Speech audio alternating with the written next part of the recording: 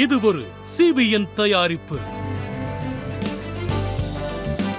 நீங்கள் பார்த்துக் கொண்டிருப்பது ஒரு புதிய வாழ்க்கை நிகழ்ச்சி. வணக்கம். ஒரு புதிய வாழ்க்கை நிகழ்ச்சிக்கு உங்களை அன்புடன் வரவேற்கிறோம். இந்த நிகழ்ச்சியின் மூலமா உங்களை சந்திச்சதுல ரொம்பவே சந்தோஷப்படுறோம். இந்த மாதம் முழுவதும் திருப்பு முனை இந்த தலைப்புல தொடர்ந்து தியானம் செஞ்சுக்கிட்டு இருக்கோம். அந்த வகையில இன்னைக்கு வெற்றி, அதை பத்தி தான் பேச போறோம். பொதுவாகவே நம்ம வாழ்க்கையில் எல்லா பகுதியிலும் வெற்றி பெறணும் அப்படின்னு நம்ம நினைக்கிறோம். சில சமயம் நம்மளால் ஜெயிக்க முடியலன்னா நம்ம ரொம்பவே சிரமப்படுறோம். வெற்றி எட்டி பிடிக்கக்கூடிய தூரத்தில் தான் இருக்குது. அதனால் நீங்கள் வெற்றி பெறணும் அப்படின்னு நாங்கள் உங்களை ஊக்குவிக்கிறோம். ஆனால் அதுக்கு முன்னாடி வெற்றி பெறுவதற்கு முக்கியமானது என்னென்ன, அதை பற்றி நீங்கள் தெரிஞ்சுக்கிடணும். உங்களுக்கு வெற்றியோட வரையறை என்னன்னு தெரிஞ்சாதான் நீங்கள் வெற்றி பெற்றீங்களா இல்லையா அப்படின்னு உங்களுக்கு தெரியும். பைபிளில் நம்ம ஒரு வசனத்தை பார்க்குறோம். மனுஷன் உலகம் முழுவதும் ஆதாயப்படுத்தி கொண்டாலும் தன் ஜீவனை நஷ்டப்படுத்தினால் அதனால் கிடைக்கக்கூடிய லாபம் என்ன அப்படிங்கிறத பார்க்குறோம். உங்ககிட்ட எல்லாமே இருந்தாலும் ஆத்மா இல்லை அப்படின்னா அதனால் என்ன பிரயோஜனம்? அதுதான் இந்த வசனம் நமக்கு சொல்லுது. இப்போ நீங்கள் வெற்றி அப்படின்னு நீங்கள் எதை நினைக்கிறீங்க? காரு, பங்களா, நல்ல ட்ரெஸ்ஸு, நல்ல சாப்பாடு, ஒரு நல்ல வேலை, நல்ல படிப்பு, இதெல்லாம் நீங்கள் நினைக்கிறீங்களா? ஆனால் உண்மையான வெற்றி அப்படின்னா என்ன? அதை பற்றி தான் நம்ம இன்றைக்கான நிகழ்ச்சியில் பார்க்க போகிறோம். ஆனால் அதுக்கு முன்னாடி இன்றைக்கான கேள்வி என்ன அப்படிங்கிறத பார்க்கலாம். வெற்றி அப்படிங்கிற தலைப்பில் நம்ம எப்பவும் பேசிகிட்டு இருக்கோம். அதனால் இன்றைக்கான கேள்வியும் இதை சார்ந்து தான் இருக்குது. உங்களுக்கான கேள்வியை நான் வாசிக்கிறேன்.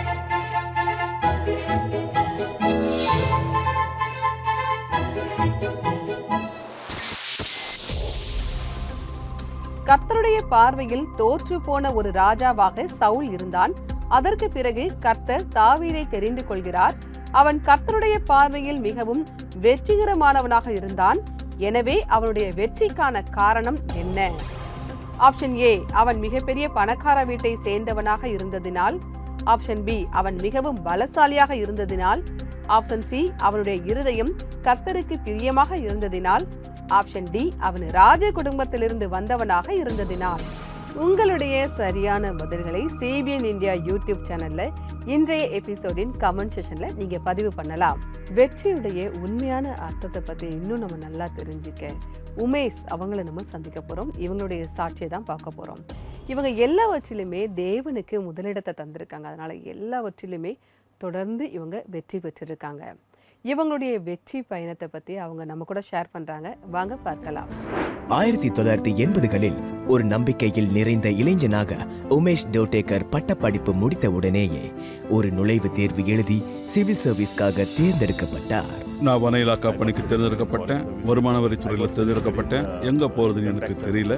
2 அழைப்புமே கைகளில் இருந்துச்சு. அதுக்கு பிறகு ஒரு தடவை இந்த விஷயத்த சொன்னதுனால நான் வன இலாக்காக்கு வந்துட்டேன். 84வது வருஷம் இந்த வனத்துறை பணியை தொடங்கினேன். 84, 85 ஒரு வருஷம் ப்ரீ ட்ரைனிங் நடந்துச்சு. ஒரு வருஷத்துக்கு பிறகு இன்னொரு ஒரு வருஷம் அங்கீகார ட்ரைனிங் நடக்கும். அதுக்கு பிறகு கடினமான வாழ்க்கை ஆரம்பிக்கும். அதுக்கு பிறகு வாழ்க்கை முழுசும் காட்டிலேயே வாழ வேண்டியதாக இருந்துச்சு. ஏன்னா எனக்கு நிறைய போஸ்டிங் கிடைச்சது எல்லாமே ஜங்கிள்ல தான் கிடைச்சது. பயிற்சிக்கு பிறகு உமேஷிற்கு வெவ்வேறு இடங்களில் போஸ்டிங் கிடைத்தது. அங்கு அவர் நேர்மையோடு பணிபுரிந்தார். அதோடு பணிபுரிந்த நாட்களில் தேவன் அவரை எல்லாவித ஆபத்துகளில் இருந்தும் காப்பாற்றினார்.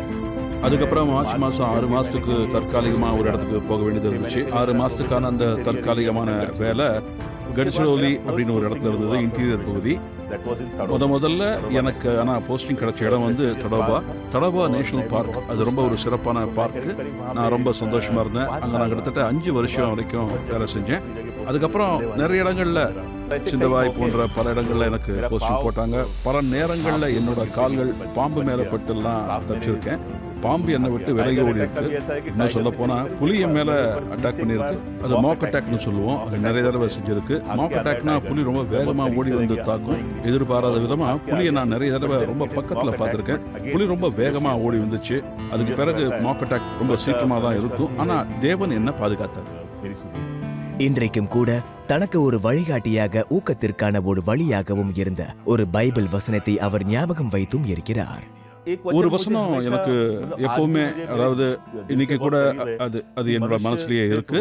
மனுஷன் அப்பத்தினாலே மாத்திரமல்ல, தேவனுடைய வாயிலிருந்து புறப்படுகிற ஒவ்வொரு வார்த்தையினாலும் பிழைப்பான். இந்த வசனம் தான் என்னோட வாழ்க்கைக்கு ஒரு அஸ்திவாரமா இருக்குன்னு நான் நினைக்கிறேன். ஏன்னா வசனத்தை இருக்கிறதுலயே உயர்ந்ததா நான் நினைக்கிறேன். இன்னொரு வசனமும் கூட என்னோட மனசுல இருக்கு. அது மத்தேயு 16 இருக்கு. மனுஷன் உலகம் முழுவதையும் ஆதாயப்படுத்திக் கொண்டாலும் தன் ஜீவனை நஷ்டப்படுத்தினால் அவனுக்கு லாபம் என்ன? நான் இன்னைக்கு கூட இந்த விஷயங்களை யோசிக்கிறேன். என்கிட்ட எல்லாமே இருக்கு, பங்களா இருக்கு, கார் இருக்கு, வேலை இருந்துச்சு, பென்ஷன் கிடைக்குது, எல்லா விஷயங்களும் இருக்கு. ஆனா என் உயிரை போயிடுச்சுன்னா, தூங்கி நான் எழுந்திருக்கவே இல்லைன்னா வேற என்ன பண்ண முடியும்? 30 வருடங்களுக்கு பிறகு அதிகமாக பணி செய்த உமேஷ் ஓய்வு பெற்ற பிறகு அவர் தன்னுடைய அனுபவங்களை சமுதாயத்தில் மற்றவர்களிடம் அவர் பகிர்கிறார். நான் 4 வருஷத்துக்கு முன்ன மகாராஷ்டிரா ஃபாரஸ்ட் சர்வீஸ்ல இருந்து ரிட்டையர் ஆயிட்டேன். நான் கிட்டத்தட்ட 32 வருஷம் வரைக்கும் சர்வீஸ் பண்ணியிருக்கேன். வனத்துறையில சர்வீஸ் பண்ணியிருக்கேன். நான் 2020 ரிட்டையர் ஆயிட்டேன். ஆனா என்னோட பேட்ச்மேட் ஒருத்தர் இருந்தாரு. அவர் பல வருஷங்களுக்கு முன்ன தன்னோட வேலையை ராஜினாமா பண்ணிட்டாரு. பிறகு அவர் ஒரு புது என்ஜிஓவை தொடங்கினாரு. அது இயற்கை பாதுகாப்பு மற்றும் வன பாதுகாப்பு சார்ந்ததாகும். அதுக்கு சம்பந்தமா இருக்கிற திட்டங்கள், டைகர் மேட்டிங் ப்ராஜெக்ட், காரிடார் பாதுகாப்புக்கு பிளான் பண்றது, உத்திகள் ரெடி பண்றது, இப்படி எல்லா விஷயங்களையும் செஞ்சுக்கிட்டு இருந்தாரு. அவர் என்னை தேடி பிடிச்சு, நீ ரிட்டையர் ஆனதுக்கு அப்புறம் என் கூட சேர்ந்து இந்த சேவையை செய்யணும்னு சொன்னாரு. ஓய்வு பெற்ற பிறகும் கூட உமேஷ் தன்னுடைய கனவை நிறைவேற்றவும் படித்துக் கொண்டு இருக்கவும் அவர் விரும்புகிறார். நான் 2 விஷயங்கள் செய்யணும்னு நினைச்சேன். முதல்ல ரிட்டையர் ஆன பிறகு நான் வீட்டில் உட்காரக்கூடாது. நான் பிஎஸ்சி முடிச்ச உடனே சர்வீஸ்ல சேர்ந்துட்டேன். எனக்கு போஸ்ட் கிராஜுவேஷன் பண்ணணும்னு ரொம்ப ஆசையா இருந்துச்சு. அதோட PhD பண்ணவும் நான் ஆசைப்பட்டேன். எல்லாரும் ஏன் அப்படின்னு கேட்டாங்க, ஆச்சரியப்பட்டாங்க. இல்ல நான் படிப்பேன்னு சொல்லி அதுக்கு பிறகு MA படிச்சேன். PhDக்கும் நான் பதிவு செஞ்சுட்டேன். இப்போ நான் என் PhD-ய செஞ்சுக்கிட்டு இருக்கேன். அந்த படிப்பு தான் இப்போ போய்கிட்டு இருக்கு. I am continuing with my PhD. Umesh எல்லா நேரத்திலும் தனக்கு வழிகாட்டியாக இருந்து தன்னை பாதுகாக்கிற இயேசு கிறிஸ்துவுக்கு அவர் நன்றி உள்ளவராக இருக்கிறார். தேவன் என்ன தெரிஞ்சுக்கிட்டு எனக்கு ரட்சிப்பை தந்ததை அந்த நாள்ல இருந்து இன்னி வரைக்கும், அதாவது என்னோட வேலை வாழ்க்கையிலேயே என்னை பாதுகாத்து வர்றதுக்காக நான் தேவனுக்கு நன்றி சொல்லிக்கிறேன். இன்னைக்கு என் வாழ்க்கையில நான் சந்தோஷமா இருக்கேன். வேலையில இருந்து எனக்கு கிடைச்சது, சமுதாயத்திலிருந்து எனக்கு கிடைச்சது, அரசாங்க துறையிலிருந்து எனக்கு கிடைச்சது, அது எல்லாத்தையும் திருப்பி செலுத்த வேண்டிய ஒரு நேரம் இன்னைக்கு வந்திருக்கு. பைபிள் வசனத்துல ஒரு விசுவாசியா செய்ய வேண்டிய கடமைகளை செய்யறதுக்கு இதுவும் அவருடைய கிருபை தான். ஆண்டவரை பின்பற்றக்கூடிய ஒரு நல்ல விசுவாசி செய்யக்கூடிய அந்த நல்ல காரியங்களை நான் கண்டிப்பா என் வாழ்க்கையில செய்வேன். இது எனக்கு ஒரு வாய்ப்பு. ஆண்டவருக்கு நன்றி. நன்றி உமேஷ் சார், உங்களுடைய சாட்சிக்காக மிக்க நன்றி. தேவன் உங்களை ஆசீர்வதிப்பாராக. நான் உமேஷ் அவங்களுடைய சாட்சியை பார்க்கும்போது பைபிள்லேருந்து ஒரு வசனம் எனக்கு ஞாபகத்துக்கு வந்தது. உங்களுக்காக அதை நான் வாசிக்கிறேன். மத்தேயு 6ஆம் அதிகாரம் 33ஆம் வசனம். முதலாவது தேவனுடைய நீதியையும் அவருடைய ராஜ்யத்தையும் தேடுங்கள், பின்பு எல்லாம் உங்களுக்கு கிடைக்கும். உலகத்தோட பார்வையில் தோல்வி அப்படின்னாலே அது தவறாக தான் பார்க்கப்படுது. ஆனால் நம்ம தேவனுக்கு முதலிடத்தை தரும்போது அதுதான் நமக்கு ஒரு உண்மையான வெற்றியாக இருக்குது. இதை தான் நம்ம அவருடைய சாட்சியில் பார்க்குறோம். நாமும் கூடவே அப்படிதான், இதுதான் வெற்றி, இது வெற்றி கிடையாது அப்படின்னு கூட நம்ம நினைக்கிறோம். இப்படி தான் ஒரு இளைஞன் இருந்தால் ஒரு சாதுகிட்ட போய் கேட்குறான், ஐயா நான் வெற்றி பெறணும் அப்படின்னு நீங்கள் என்ன ஆசிர்வதிங்க அப்படின்னு போய் சொல்கிறான். அப்போ அந்த சாது சொன்னார், மகனே நான் நிச்சயம் உன்னை ஆசிர்வதிக்கேன், ஆனால் அதுக்கு முன்னாடி ஒரு முக்கியமான கேள்விக்கு நீ பதில் சொல்லணும் அப்படின்னு சொன்னார். அப்போ அந்த இளைஞன் ஐயா சொல்லுங்க அப்படின்னு சொல்லும்போது, நீ வெற்றி அப்படின்னு எதை நினைக்கிற அப்படின்னு கேட்டார். அப்போ அந்த இளைஞன் சொன்னால், எனக்கு வீடு இருக்கணும், நிறைய பணம் இருக்கணும், எனக்கு அதுதான் நான் வெற்றின்னு நினைக்கேன் அப்படின்னு சொன்னான். இதெல்லாம் கிடைச்ச பிறகு நீ என்ன பண்ணுவ அப்படின்னு அந்த சாது கேட்டார். அப்போ அந்த இளைஞன் சொன்னால், இது எல்லாம் கிடைச்சதுக்கப்புறம் எனக்கு ஒரு மன நிம்மதி கிடைக்கும் அதனால் அப்படின்னு அந்த இளைஞன் சொல்கிறான். மறுபடியும் சாது கேட்குறாரு, அப்போ வீடு பணம் இதனால தான், அந்த மன திருப்தினால தான் நீ வெற்றி அப்படின்னு நினைக்கிறியா அப்படின்னே இவன் மறுபடியும் ஆமாம் அப்படின்னு சொல்கிறான். அப்போ அந்த சாது சொல்கிறாரு, நீ இப்போ இருக்கிற இடத்துலையே இந்த மன திருப்தியோடையே இருக்கலாமே, இப்போவே நீ வெற்றியோட தானே இருக்க அப்படின்னு அவர் கேட்குறாரு. இந்த வார்த்தையை கேட்டோன்னே அந்த இளைஞன் கொஞ்சம் குழம்பி போயிட்டான். ஆனால் சாது சரியாக தான் சொன்னார். அப்போ அந்த இளைஞன் சொன்னான், இல்லை ஐயா எனக்கு பணமும் சேர்த்தே வேணும் அப்படின்னு அவன் கேட்குறான். அப்போ அந்த சாது சொல்கிறாரு, இப்போ நீ தோற்று போயிட்ட, நீ உன்னுடைய மன திருப்தியோட அந்த பணத்தையும் சேர்த்தே வச்சிருக்க அப்படிங்கிறத அவர் சொல்கிறாரு. இதை குறித்து நமக்கு பைபிள் வசனமும் சொல்லுது. உங்களுக்காக அதை நான் வாசிக்கிறேன். ரோமர் 8ஆம் அதிகாரம் 31, 32 வசனங்கள். இவைகளை குறித்து நாம் என்ன சொல்லுவோம்? தேவன் நம்முடைய பட்சத்தில் இருந்தால் நமக்கு விரோதமாய் இருப்பவன் யார்? தம்முடைய சொந்த குமாரன் என்றும் பாராமல் நம் எல்லாருக்காகவும் அவரை ஒப்பு கொடுத்தவர் அவரோட கூட மற்ற எல்லாவற்றையும் நமக்கு அருளாதிருப்பது எப்படி? தேவன் எனக்காகவும் உங்களுக்காகவும் தம்முடைய குமாரனையே பலியாக நமக்காக ஒப்பு கொடுத்திருக்கிறார். மகனையே தரும்போது மற்ற எல்லாத்தையும் தராமல் இருப்பாரா? நிச்சயம் தருவார். அதை தான் இந்த வசனம் நமக்கு சொல்லுது. அதனால நம்ம தேவன் மீது நம்பிக்கை வைக்கணும். அதுதான் ஒரு பெரிய சொத்தாகவும் இருக்குது. அதுதான் நம்ம வெற்றி பெறுவதற்கு ஒரு சிறந்த வழியாகவும் இருக்கு. அது மட்டும் இல்லை, மனுஷன் உலகம் முழுவதையும் ஆதாயப்படுத்தி கொண்டாலும் தன் ஜீவனை நஷ்டப்படுத்தினால் அவனுக்கு லாபம் என்ன அப்படின்னு பைபிள் வசனம் நமக்கு சொல்லுது. அப்போ நம்முடைய ஜீவனை ரட்சிக்கணும் அப்படின்னா அது ஆண்டவராகிய இயேசு கிறிஸ்து மட்டும்தான். அப்போ அவரை நாம் ஏற்றுக்கொள்ளும் போது, அவரிடத்தில் நாம் நம்பிக்கை வைக்கும்போது நமக்கு அந்த வெற்றியை அவர் தருகிறார். ஒருவேளை உங்கள் வாழ்க்கையில் நீங்கள் வெற்றி பெறுவதற்கு இதை செய்கிறதா அதை செய்கிறதா அப்படின்னு உங்கள் வாழ்க்கையில் ஒரு குழப்பம் இருக்குது, உங்களுக்கு ஒரு ஜெப தேவை இருக்குது அப்படின்னா நீங்கள் தயங்காமல் எங்களுக்கு நீங்கள் கால் பண்ணலாம். எங்களுடைய ப்ரேயர் லைன் நம்பர் 9910401010. இந்த நம்பருக்கு நீங்கள் வாட்ஸ்அப்பும் அனுப்பலாம். உங்களுக்காக ஜெபிக்க நாங்கள் தயாராக காத்துக்கிட்டு இருக்கோம். நம்முடைய நிகழ்ச்சியில் இப்போது வருவது ஒரு சிறிய இடைவேளை. இடைவேளைக்கு பிறகு நம்ம வேறொரு சாட்சியை பார்க்க இருக்கிறோம். இடைவேளைக்கு பிறகு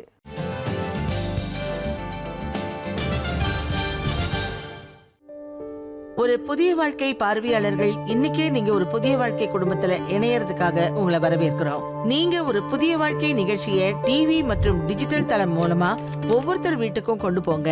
அப்படி நீங்க செய்யறதுக்காக ஒவ்வொரு மாசமும் நீங்க 50 ரூபாய் பங்களிப்பா தரலாம். உங்களோட பங்களிப்பை எங்களுக்கு தர்றதுக்கு நீங்க திரையில தெரிகிற QR கோடை ஸ்கேன் செஞ்சு இன்னைக்கே ஒரு புதிய வாழ்க்கை குடும்பத்துல நீங்களும் இணையுங்க.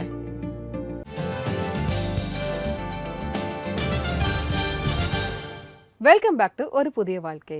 இன்னைக்கு நம்முடைய நிகழ்ச்சியில் வெற்றியை பற்றி பேசிகிட்டு இருக்கோம். நம்ம வாழ்க்கையில் எல்லாருமே வெற்றி பெறணும் அப்படின்னு தான் ஆசைப்படுவோம்.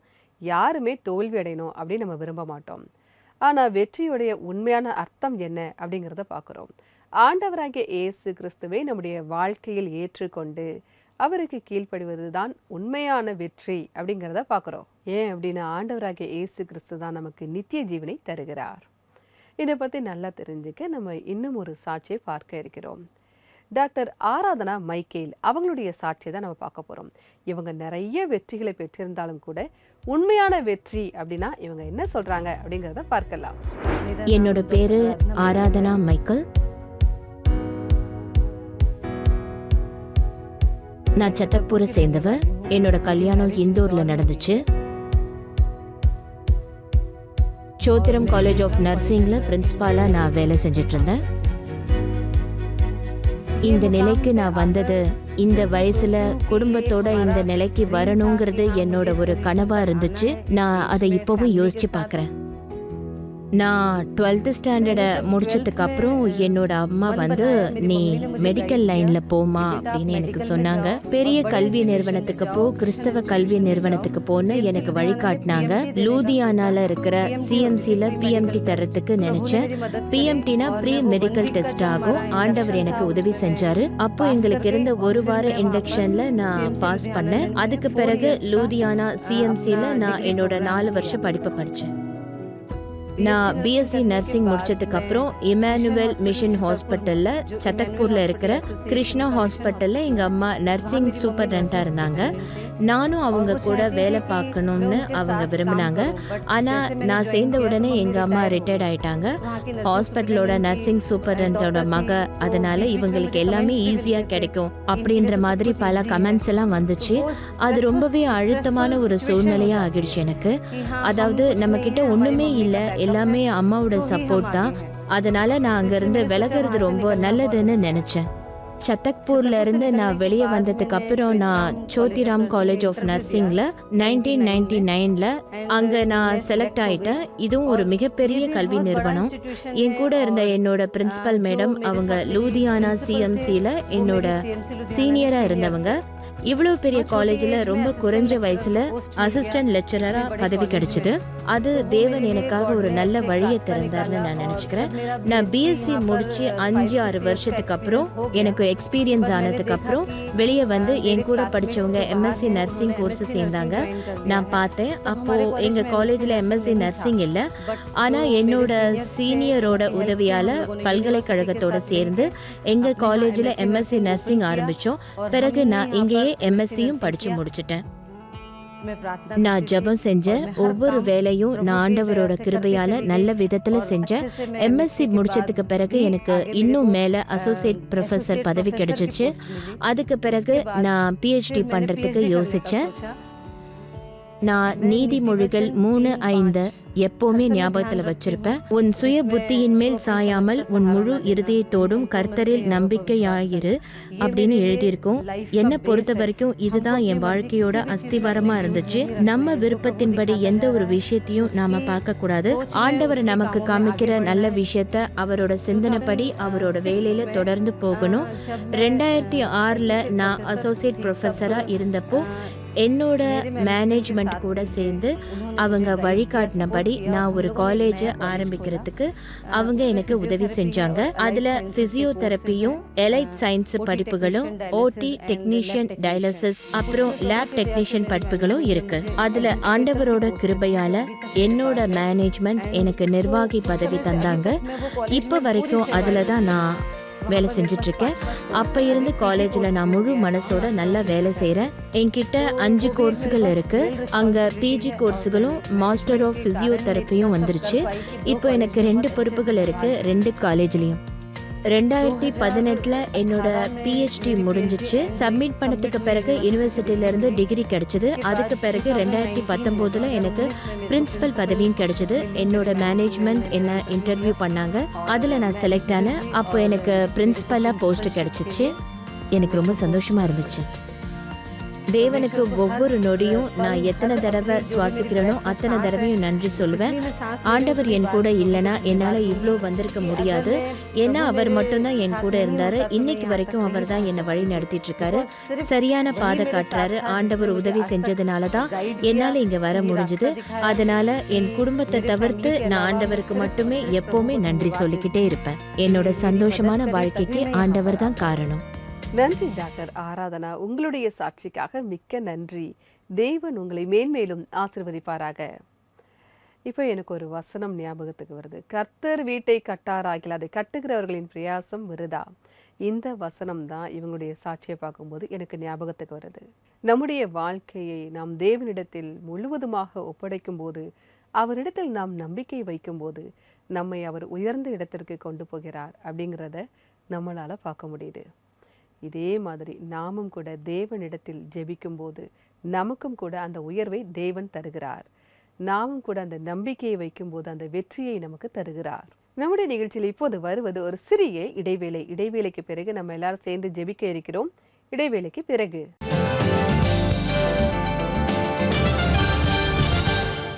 நண்பர்களே, பொருளாதார நெருக்கடி இல்ல உறவுகள்ல பிரிவுனால மன அழுத்தத்துல இருக்கீங்களா? பேரண்ட்ஸ், நீங்க உங்க குழந்தைங்களோட படிப்பை நினைச்சு கவலைப்படுறீங்களா? எதிர்காலம் பத்தி யோசிக்கிறீங்களா? உடல் ஆரோக்கியத்தை பத்தி யோசிக்கிறீங்களா? மார்ச் மாசம் இந்த எல்லா பிரச்சனைகளுக்காகவும் நாம ஜெபம் பண்ண போறோம். ஒரு திருப்பு முனையை பெறறதுக்காக மார்ச் மாதம் 8 மற்றும் 18ஆம் தேதி CBN இந்தியா யூடியூப் சேனல்ல மதியம் 3 மணிக்கு லைவ்ல வர ஜெபத்துல நீங்க கலந்துக்கோங்க. லைவ் பிரேயர்ல சந்திக்கலாம்.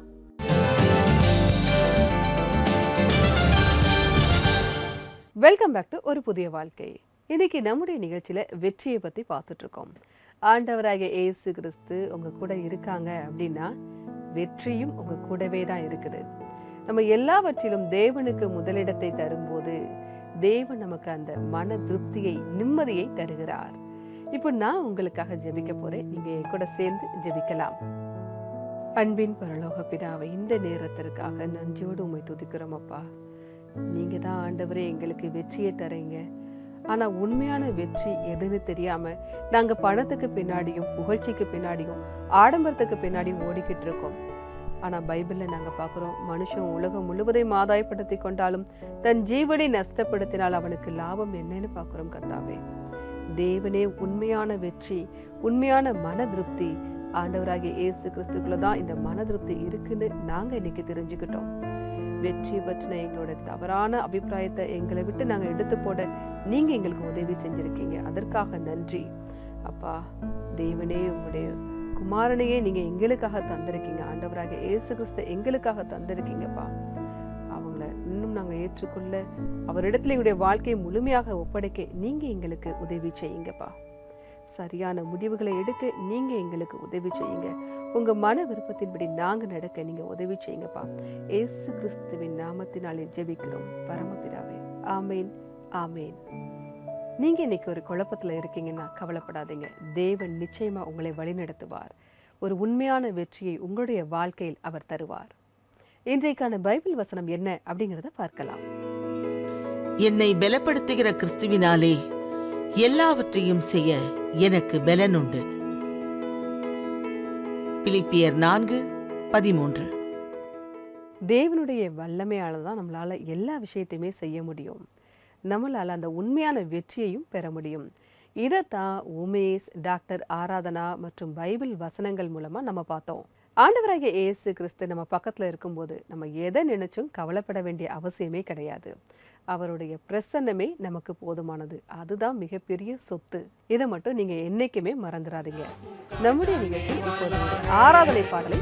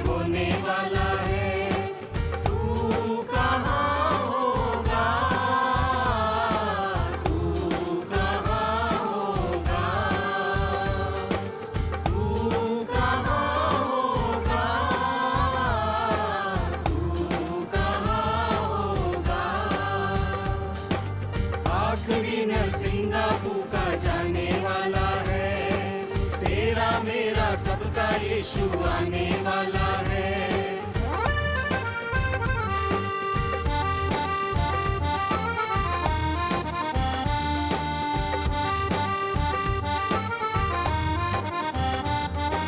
तेरे दिल के सारे गम बढ़ते जाएंगे, बीत गए जो लम्हे तेरे पास न आएंगे। तेरे दिल के सारे गम बढ़ते जाएंगे, बीत गए जो लम्हे तेरे पास न आएंगे। दुनिया में तू तन्हा ही रह जाने वाला है, दुनिया में तू तन्हा ही रह जाने वाला है। तू कहाँ होगा, तू कहाँ होगा, तू कहाँ होगा, तू कहाँ होगा।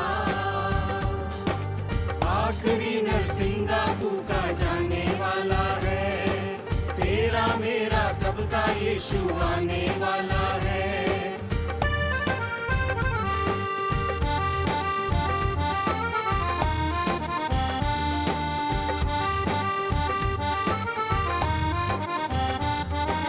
तेरी दौलत तेरी शोहरत काम न आएगी, ये सब चीजें प्यारे तेरे साथ न जाएंगी। तेरी दौलत तेरी शोहरत काम न आएगी, ये सब चीजें प्यारे तेरे साथ न जाएंगी। இந்த பாடலை பாடிய குழுவினருக்கு எங்களுடைய நன்றி. தேவன் உங்களை ஆசீர்வதிப்பாராக. நிகழ்ச்சியுடைய நிறைவு பகுதிக்கு வந்துட்டோம். இன்றைக்கான நிகழ்ச்சி உங்களுக்கு ஆசீர்வாதமாக இருந்திருக்கும் அப்படி நாங்கள் கர்த்தருக்குள்ள விசுவாசிக்கிறோம். நான் வேறொரு எபிசோட்ல உங்களை சந்திக்கிறேன். அதுவரை கர்த்தருடைய கிருபை உங்கள் அனைவரோடும் கூட இருப்பதாக. God bless you.